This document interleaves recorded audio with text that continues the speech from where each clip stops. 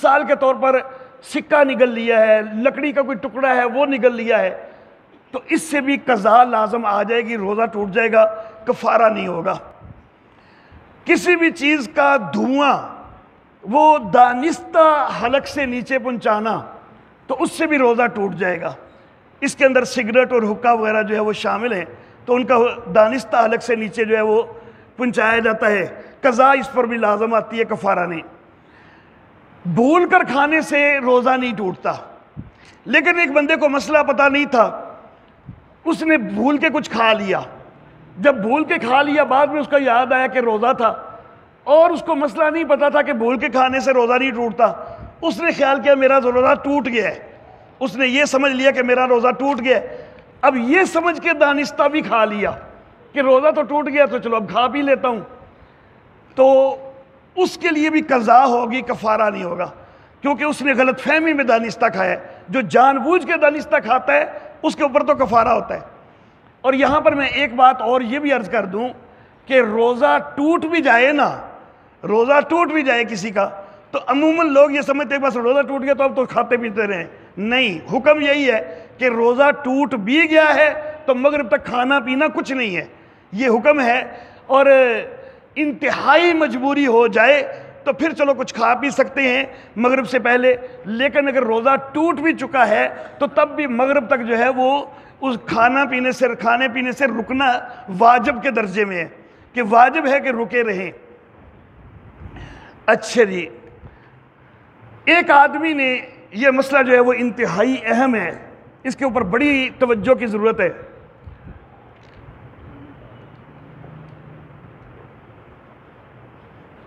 الحمدللہ،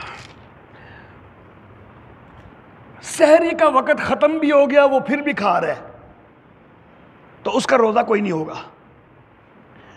ہمارے ہاں یہ عام طور پر بہت بڑی غلط فہمی ہے کہ جی اذانوں کے دوران کھانا کھا سکتے ہیں، پھر اس غلط فہمی کو اتنا بڑھایا جاتا ہے، حالی جی فلاں مسجد دی اذان رہندی ہے تے حالی فلاں مسجد دی اذان رہندی ہے۔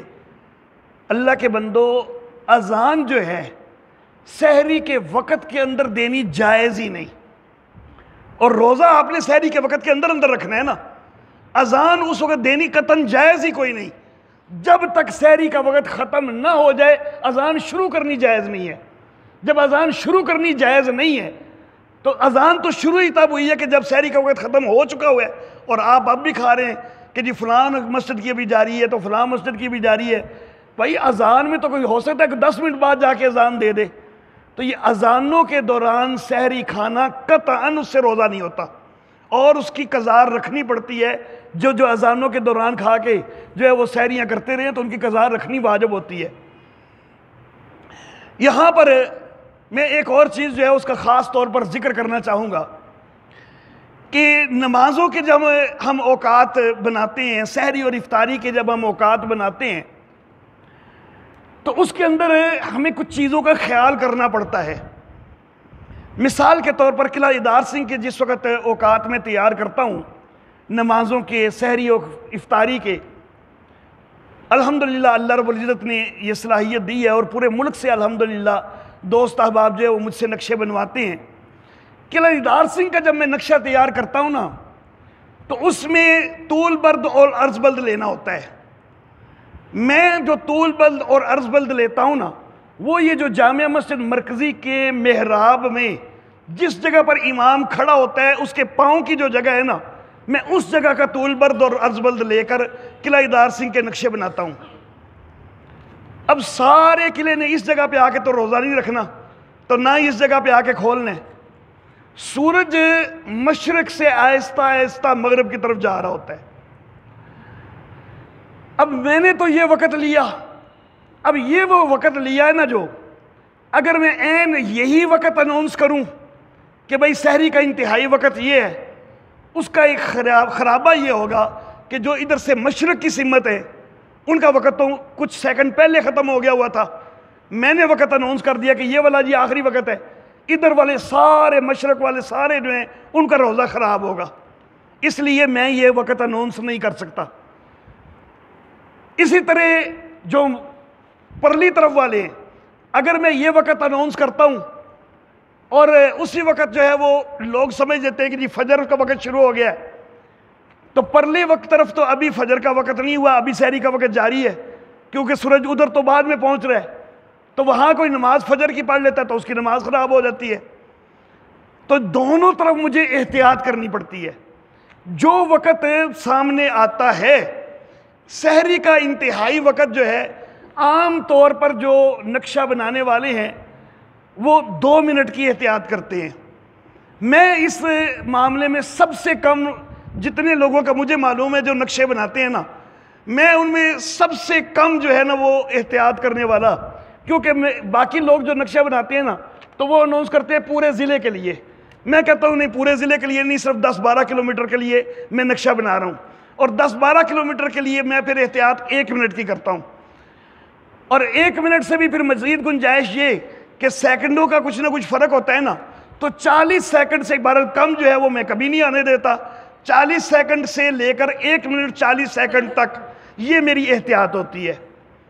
اب ایک وقت جو سامنے آیا، میں نے سحری کا وقت جو ختم بتایا ہے وہ اس سے 1 منٹ مثلا پہلے بتایا ہے، اور فجر کی ابتدا کا وقت میں نے اس سے 1 منٹ بعد میں بتایا ہے۔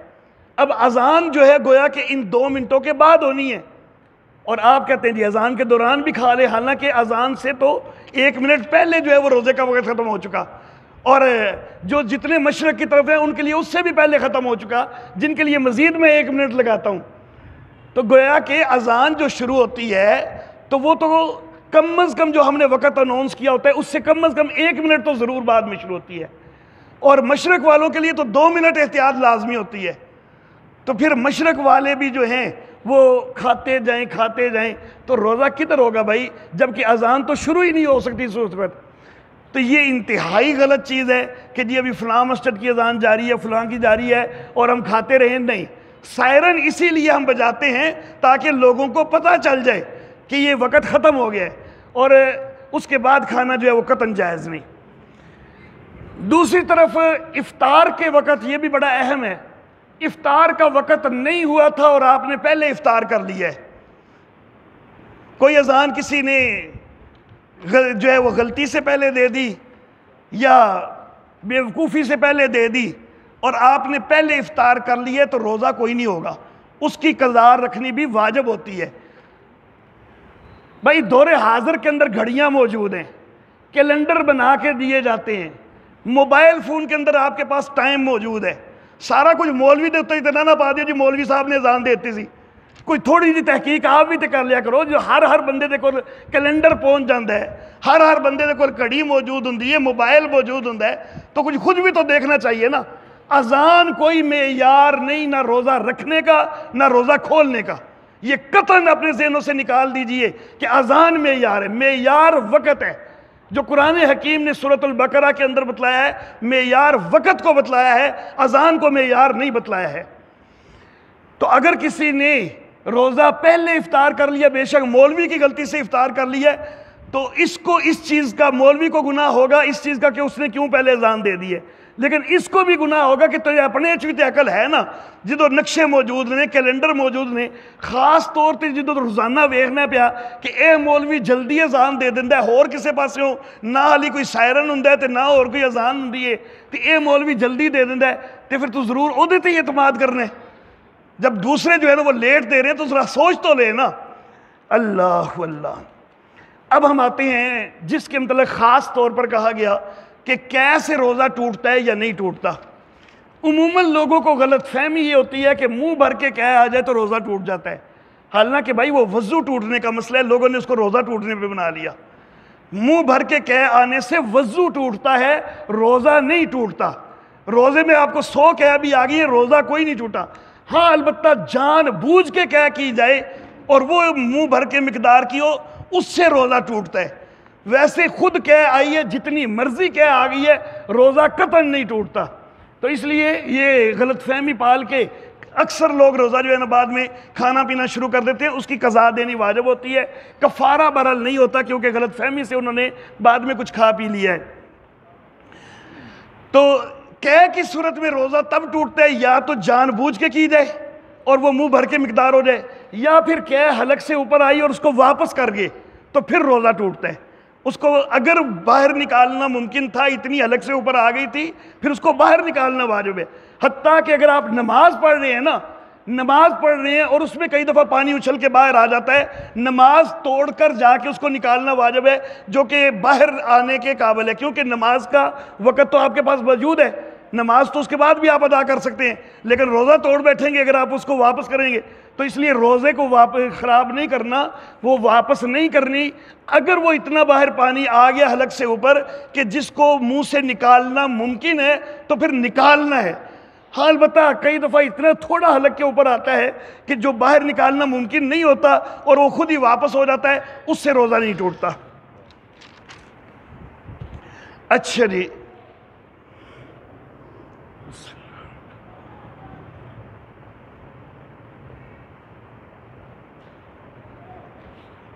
الحمدللہ. اگلا سوال ہے کرسی پر نماز کے حوالہ سے. سوال یہ کیا گیا ہے کہ کرسی کے اوپر جس وقت نماز پڑھنی ہے تو کیا ایک آدمی کھڑے ہو کر کچھ طاقت رکھتا ہے قیام کی؟ رکوع اور سجدے کی اس کے اندر طاقت نہیں ہے، قیام کھڑے ہو کر کر سکتا ہے، تو کیا وہ قیام کھڑے ہو کے کر لے اور رکوع میں سجدے میں کرسی پہ بیٹھ جائے؟ تو یہ سوال پوچھا گیا. میں یہ عرض کرنا چاہوں گا، انفرادی جس وقت وہ نماز پڑھ رہا ہے، بے شک انفرادی فرض پڑھ رہا ہے، سنت پڑھ رہا ہے، وتر پڑھ رہا ہے، نفل پڑھ رہا ہے، انفرادی میں یہ کر سکتا ہے کہ قیام کھڑے ہو کے کر لے اور باقی جو ہے وہ نماز بیٹھ کے پڑھ لے. انفرادی جب پڑھ رہا ہے تب یہ کر سکتا ہے، جب با جماعت کر رہے ہیں پھر یہ نہیں کر سکتے. کیوں؟ اس لیے کہ مسئلہ یہ ہے کہ جس وقت کوئی بندہ سجدے کے اوپر قادر نہ ہو، جو بندہ سجدے کے اوپر قادر نہ ہو اس کے لیے قیام فرض نہیں ہے. یہ مسئلہ ہے. جو بندہ سجدے پر قادر نہیں، یہ ایک دفعہ جس وقت میں نے یہ بات ذکر کی تو بڑا رولا ڈل گیا کہ یہ قاضی صاحب نے کہ کہتا ہے قیام ایک فرض ہے، تو قاضی صاحب کہہ رہے ہیں کہ ایک فرضیت ہی ختم ہو جاتی ہے. تو بڑا رولا ڈل گیا قلعہ میں. تو پھر میں نے حوالے سامنے کیے، فتاوی عالمگیری کے اندر یہ فتویٰ موجود ہے، فتاوی قاضی خان کے اندر موجود ہے، فتاوی شاویہ جس کو رد المختار کہتے ہیں اس میں، اور اس کے متن در مختار کے اندر بھی موجود ہے. جامعہ فاروقیہ کی ویب سائٹ پر، دارالعلوم دیوبند کی ویب سائٹ پر، جامعہ اشرفیہ لاہور کی ویب سائٹ پر، یہ ہر جگہ پر یہ فتویٰ موجود ہے کہ اگر سجدے کے اوپر کوئی بندہ قادر نہیں تو قیام اس کے اوپر فرض کوئی نہیں رہتا. اب دیکھیں، ایک آدمی جماعت کے ساتھ نماز پڑھ رہا ہے، جب جماعت کے ساتھ نماز پڑھ رہا ہے کہ اور سجدے پر وہ قادر کوئی نہیں، سجدے پر جب قادر کوئی نہیں، قیام اس کے لیے فرض رہا کوئی نہیں، لیکن صف کو سیدھا کرنا فرض ہے. تو وہ جس وقت قیام کر رہا ہے تو وہ چونکہ پیچھے اس کی کرسی یا پیڑا پڑا ہوا ہے، وہ تو پھر آگے کھڑا ہوگا، صف سے آگے ہو جائے گا. صف کو سیدھا رکھنا تو واجب ہی تھا، وہ واجب چھوٹ جائے گا. قیام جو کہ واجب اس کے لیے نہیں رہا، فرض نہیں رہا، اس نے اس کا تو خیال کیا، لیکن جو چیز واجب ہے اس کو چھوڑ دیا. ایک چیز جو فرض نہیں رہی اس کو یہ پورا کر رہا ہے، دوسری جو ہے واجب فرض اس کو یہ پورا نہیں کر رہا. تو اس لیے یہ نماز درست نہیں ہوگی کہ جس وقت با جماعت پڑھنی ہے سب کو سیدھا رکھنا واجب ہے. تو اس کے لیے با جماعت نماز کے اندر یہی مسئلہ ہے کہ وہ قیام بھی پھر بیٹھ کے ہی کرے اگر وہ سجدہ نہیں کر سکتا ہے تو. اچھا جی، اگلا سوال جو ہے وہ ایک حدیث مبارکہ کے حوالہ سے، بلکہ حدیث مبارکہ کی بجائے روایت کہنا زیادہ بہتر ہے، کیونکہ حدیث مبارکہ تو میں تب کہوں کہ جب نبی اکرم صلی اللہ علیہ وسلم سے واقعی ثابت ہو، تو روایت کہنا زیادہ مناسب ہے. تو ایک روایت کے حوالہ سے سوال ہے، اللہ اللہ، کہ نبی اکرم صلی اللہ علیہ وآلہ وسلم کا ایک فرمان ہے بقول سوال کرنے والے کے کہ میری امت جس وقت دنیا کو بڑی چیز سمجھنے لگ جائے تو اس کے دلوں سے اسلام کی ہیبت نکل جائے گی، اور جس وقت امر بالمعروف اور نہی عن المنکر کو چھوڑ دے تو وحی کی برکات سے امت محروم ہو جائے گی. تو اس کے اندر سوال یہ کیا گیا کہ وحی کی برکات سے کیا مراد ہے؟ میں عرض کرنا چاہوں گا کہ میں نہیں دسدا میں نہیں دسدا تھے وحی دی برکات تو کی مراد ہے، کیونکہ حدیث صحیح صحابت ہی کوئی نہیں ہے۔ میں اس میں آپ کو تعویل بتاؤں وحی کی برکات سے جی یہ مراد ہے، یہ مراد ہے، دوسری طرف الو کے پٹھے قادیانی اس سے استدلال کرتے ہیں کہ جی نبی اکرم صلی اللہ علیہ وسلم نے کہا کہ وحی دیاں برکات جاری نے تے پھر وحی باقی ہے، تو پھر مرزا قادیانی سچائے حق کے۔ تو میں اس حدیث سے اس روایت کے اوپر تعویلیں کر کر کے کیوں معنی بتاؤں کہ جو ثابت ہی کوئی نہیں ہے۔ یہ حدیث، یہ روایت الجامع الصغیر کے اندر بالکل بغیر سند کے ہے، اور نوادر الرسول کے اندر یہ جس سند کے ساتھ ہے اس کے اندر عمر بن ابو عمر یہ ضعیف راوی ہے، اور البختری تو یہ بھی ضعیف راوی ہے۔ اعتکاف کے دنوں کے اندر کتابیں میرے پاس موجود نہ ہونے کی وجہ سے سرچ کرنے پہ بہرحال مجھے بڑا وقت لگا۔ یہ البختری جو ہے یہ مل ہی نہیں رہا تھا، کیونکہ البختری نام کے کئی راوی ہیں۔ دیکھنا یہ تھا کہ اس سند کے اندر کون سا البختری ہے، کہ وہ والا البختری کہ جس سے سند کے اندر چونکہ محمد بن متوکل بختری سے روایت کرتا ہے اور بختری عبداللہ بن سلیمان سے روایت کرتا ہے، تو دیکھنا یہ تھا کہ کون سا ایسا بختری ہے کہ جو یا عبداللہ بن سلیمان کا شاگرد ثابت ہو یا محمد بن متوکل کا استاد ثابت ہو۔ تو اس کے لیے بڑا سارا بہرحال مجھے تلاش کرنا پڑا، لیکن آخر کار میں نے اس البختری کو ڈھونڈ نکالا اور وہ ضعیف راوی ہے۔ اب عمر بن ابو عمر بھی ضعیف راوی ہے، البختری بھی ضعیف راوی ہے، اس لیے یہ روایت قابل قبول نہیں ہے۔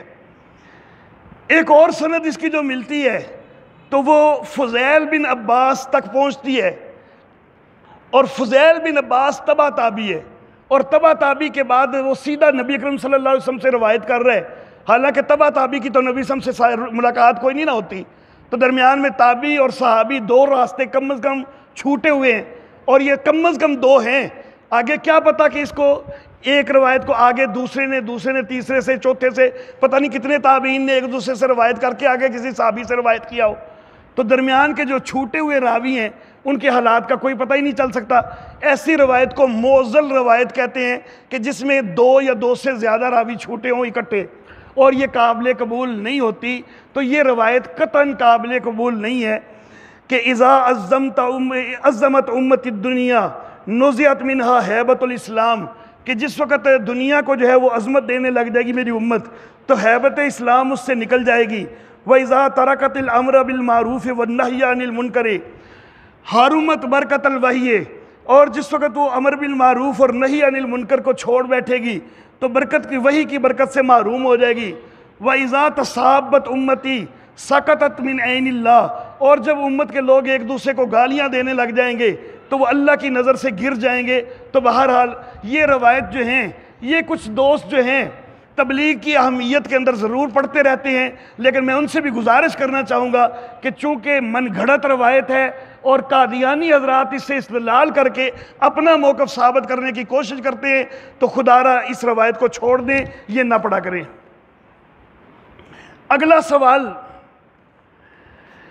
علم کا لفظ صرف دینی علوم کے لیے جائز ہے یا ڈاکٹر ہیں انجینئر ہیں تو وہ بھی علم کا لفظ استعمال کرتے ہیں، تو ان کے لیے کیا علم کا لفظ جائز ہے یا فن کا لفظ ہونا چاہیے؟ دیکھیں میرے محترم احباب، ایک ہے علم کا لفظ ہونا اور ایک ہے جس علم کے اوپر قرآن و حدیث کے اندر فضیلت آئی ہے، یہ دو الگ الگ چیزیں ہیں۔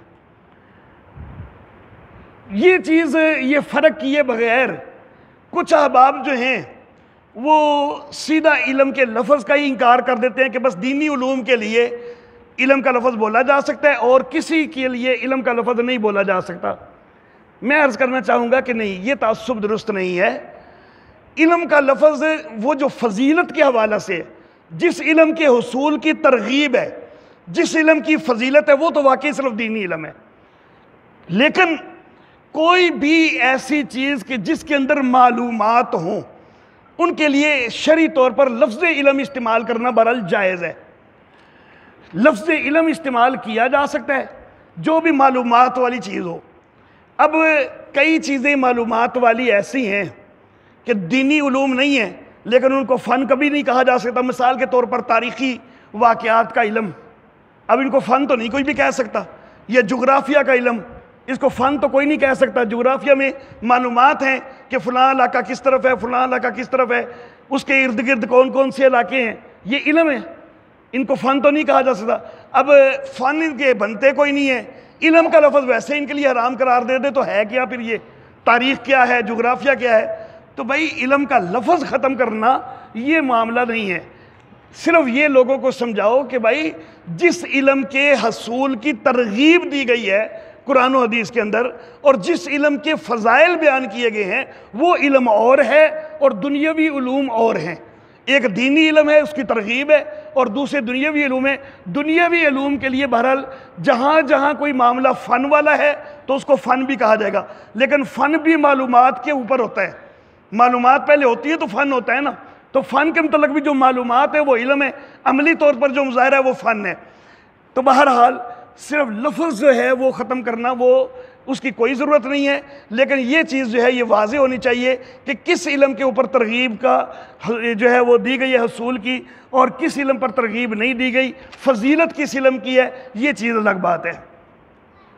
اچھا جی، اگلا سوال یہ ہے کہ بے نمازی کی کمائی یا اس کی روزی حلال ہے یا حرام؟ اتنا شکر ہے کہ سوال کرنے والے نے لفظ یہ لکھا کہ بے نمازی مسلمان کی کمائی۔ چلو شکر ہے کہ مسلمان تے مان ہی لیا ہے۔ بھائی اگر میں فتویٰ دے دیتا ہوں کہ بے نمازی کی کمائی حرام ہے، اس کے بیوی بچوں کا کیا قصور ہے؟ انہوں نے تو وہی کمائی کھانی ہے نا، اس کے بیوی بچوں کا کیا قصور ہے؟ وہ اور کدھر سے پھر کھائیں؟ بھائی فتویٰ جو ہے وہ سوچ سمجھ کے دینا ہوتا ہے۔ بے نمازی ہونا وہ اس کا اپنا کرتوت ہے، وہ اس کا اپنا گناہ ہے، اس کے اوپر جو ہے وہ خود گناہگار ہے، مواخذہ اس پر ہوگا۔ لیکن یہ کہنا کہ اس کی کمائی حرام ہو گئی ہے تو یہ بھائی درست نہیں ہے۔ کمائی بہرحال جائز رہتی ہے۔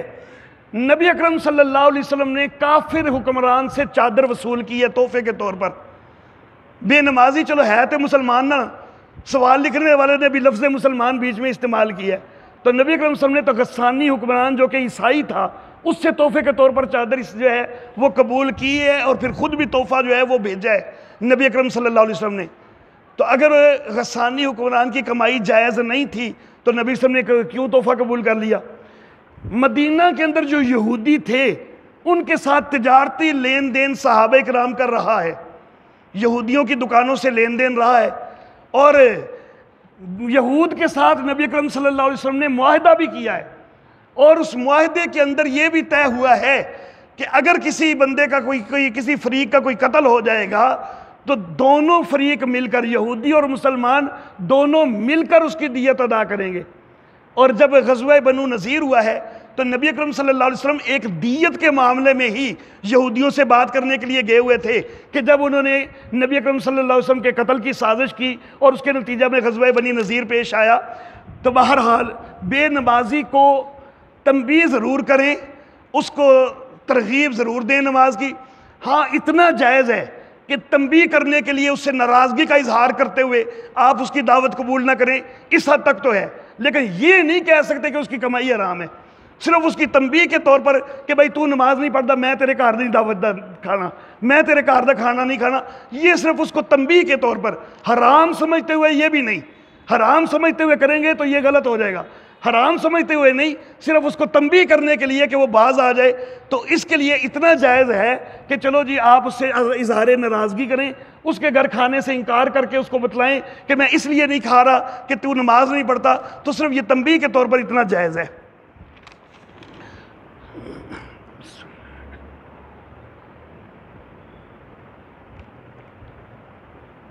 الحمدللہ۔ اگلا سوال بڑا خوبصورت سوال ہے اور بہت ضروری ہے، وقت حاضر کی ضرورت ہے، دور حاضر کی ضرورت ہے کہ لوگوں کو بتلایا جائے۔ بہت زیادہ ایک پروپیگنڈا ہے، صحابہ کرام کی جی آپس میں دشمنیاں ہیں، عداوتیں۔ اللہ کا قرآن یہ کہتا ہے کہ محمد الرسول اللہ والذین معہ اشداء علی الکفار رحماء بینہم تراہم رکعا سجدا یبتغون فضلا من اللہ ورضوانا۔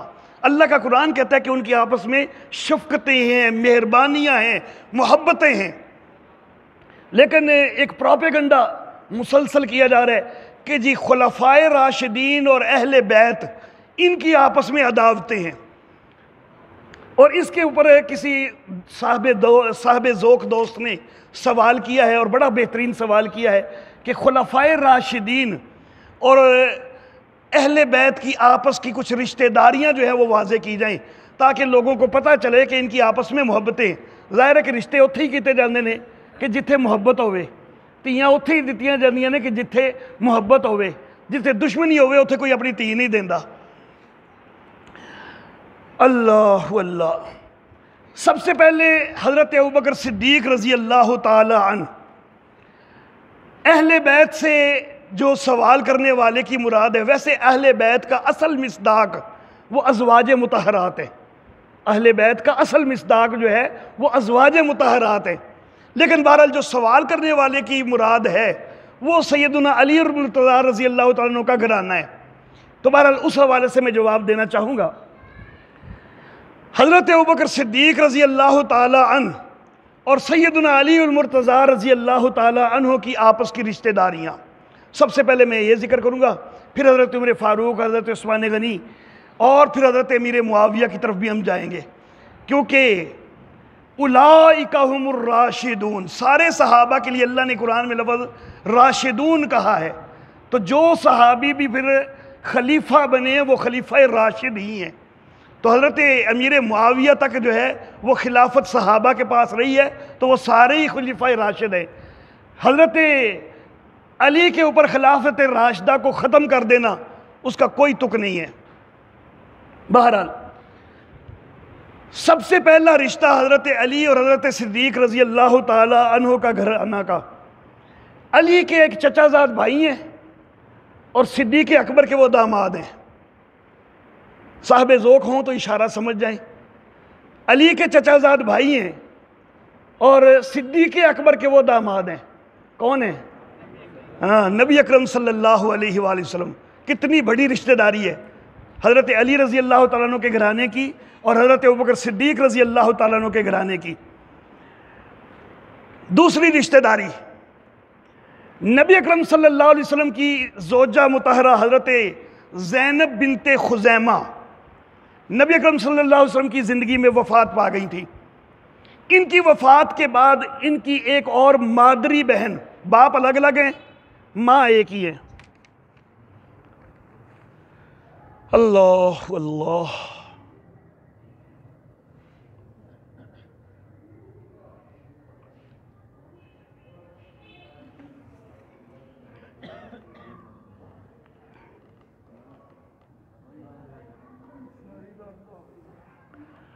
اللہ اکبر۔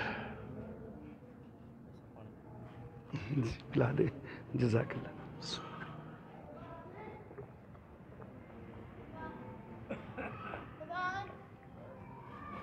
الحمدللہ۔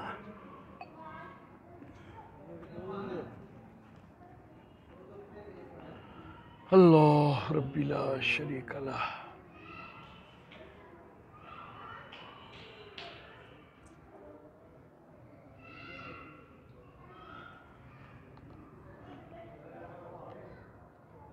استغفر اللہ، استغفر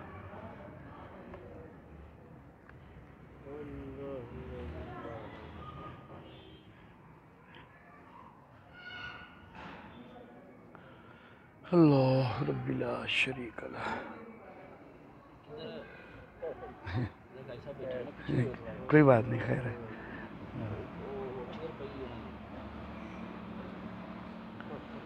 اللہ اکبر۔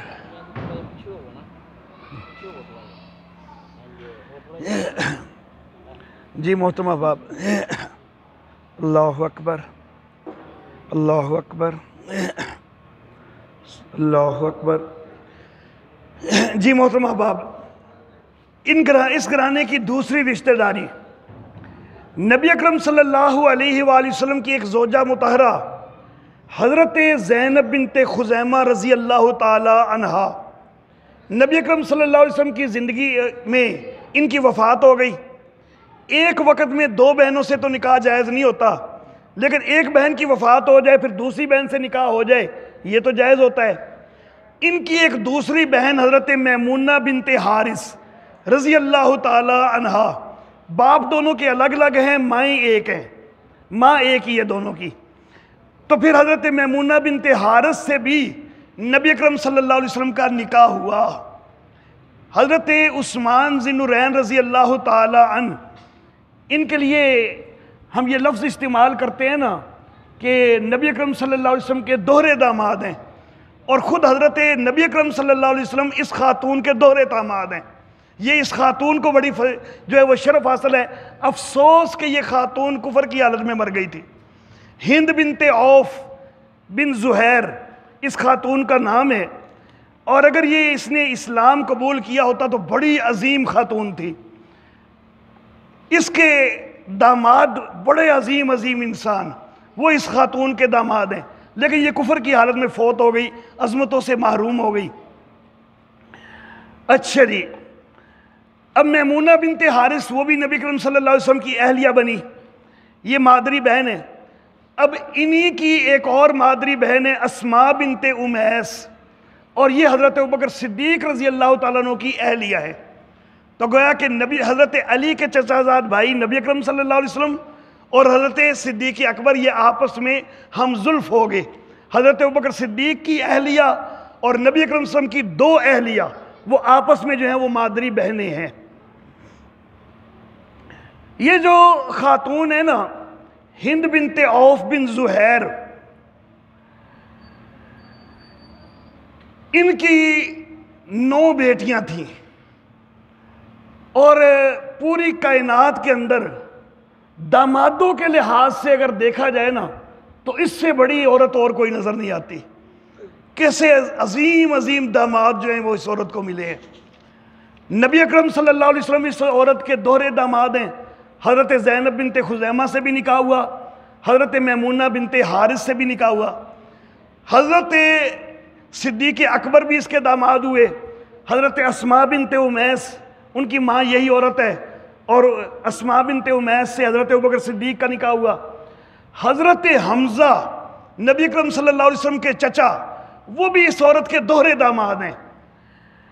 سلمہ بنت امیس اور عروہ بنت امیس دونوں کا نکاح یکے بعد دیگرے حضرت حمزہ رضی اللہ تعالی عنہ سے بھی ہوا ہے۔ حضرت عمر فاروق بھی اس عورت کے داماد ہیں۔ حضرت سلمہ بنت امیس جن کا پہلا نکاح حضرت حمزہ سے ہوا تھا، ان کا ایک دوسرا نکاح حضرت عمر فاروق سے بھی ہوا ہے۔ تو یہ حضرت عمر فاروق بھی